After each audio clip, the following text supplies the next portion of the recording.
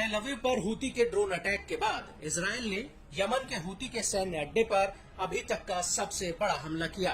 Israeli सेना ने Yemen के होदेदा प्रांत में हूती के एक तेल डिपो पर एयर स्ट्राइक करके उसे अभी तक का सबसे बड़ा झटका दिया है, जिससे हूती तमतमाया हुआ है। मीडिया रिपोर्ट्स के मुताबिक इजराइल के इस हमले में 6 लोग मारे गए हैं, जबकि 80 से ज्यादा लोग घायल भी हुए हैं। इस हमले से पहले हूती ने तेल अवीव में एक ड्रोन हमला किया था, जिसमें एक इजरायली की मौत हो गई थी। लेकिन इजराइल के पलटवार के बाद हूती और इजराइल के बीच एक नया फ्रंट खुल चुका है। लेकिन इस सब के बीच हूती ने एक बार फिर से कह दिया है कि इजराइल के हमले उसे कमजोर नहीं कर पाएंगे, बल्कि वो अब इजराइल पर और भी ज्यादा हमले करेगा।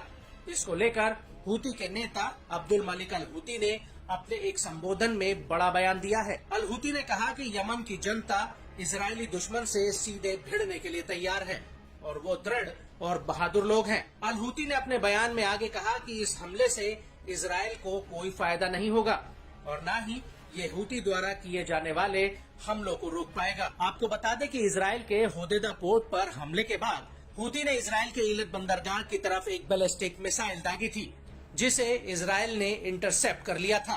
आईडीएफ का कहना है कि ये मिसाइल इजराइल की सीमा रेखा पार नहीं कर पाई थी। आईडीएफ के मुताबिक 7 अक्टूबर 2023 के बाद से हूती अभी तक ईलत की तरफ 220 से ज्यादा हमले कर चुका है और इन हमलों की वजह से ये ईलत बंदरगाह सुनसान हो गया है।